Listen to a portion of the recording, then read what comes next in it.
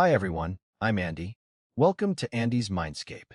Today we'll explore the baffling disappearance of James Eugene Harrison, a case that defies all common logic. Born in 1926, Eugene served in the Navy during World War II before settling in Miami with his wife, Janie, in 1949. The couple had two sons, Jamie and Michael, and their family life in sunny Florida seemed perfectly normal and happy. In 1957, Eugene and his brother William founded the Harrison Window Company in Titusville, located 200 miles north of Miami. On the 7th of October 1958, Eugene drove his blue and white Edsel to Cocoa Beach for a morning business appointment. He carried $500 in the glove compartment, a significant amount of money for his planned business transactions. When Eugene failed to return home by evening, his wife Janie grew deeply concerned and contacted the local Titusville police. 7 days later, Eugene's abandoned car was discovered on a street in Jacksonville,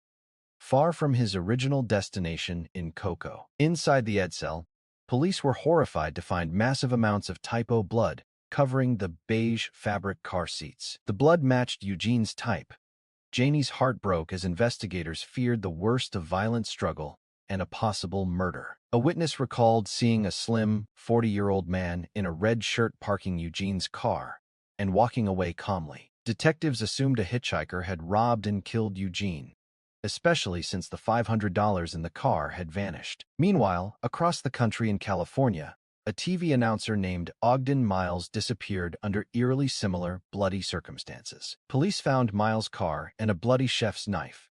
This led them to Roy Victor Arson, a dangerous career criminal. Arson, an unemployed chef, was eventually captured in Milwaukee after a bar disturbance involving a handgun and military boasts. During questioning, Arson confessed to killing Miles and a man named John Weller, describing his brutal methods with chilling indifference. Arson claimed he met his victims in public places before leading them to their deaths, expressing no fear of execution. Then, Arson dropped a bombshell. He and an accomplice named Albert Ritchie had also murdered James Eugene Harrison in Florida. Arson alleged they attacked Eugene at a roadside stop using a shovel and fertilizer to bury his body in a pit. Police found the fertilizer exactly where Arson described, but no body.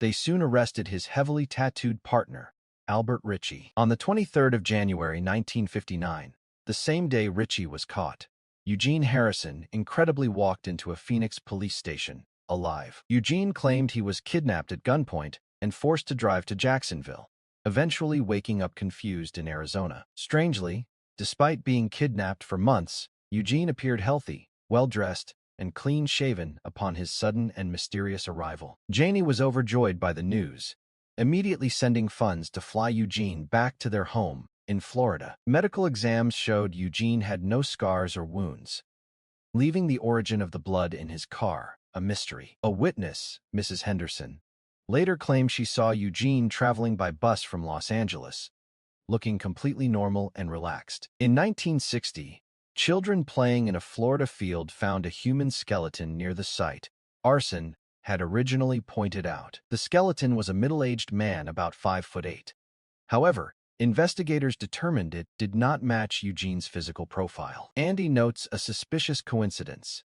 Eugene reappeared exactly when police announced they had caught his killers, Arson and Ritchie. This suggests Eugene may have been hiding from something, only returning once he felt safe or needed an alibi. If Eugene was alive, whose blood was in the car, some suspect it belonged to George Marsh, who disappeared nearby. Marsh was roughly 40, slim, and was last seen in a red shirt matching the witness description of the man parking the Edsel. Andy believes Eugene knew the victim and perhaps staged the kidnapping to escape involvement in a much darker crime. The truth of the Harrison case remains buried. What do you think happened? I'm Andy, and thanks for watching Mindscape.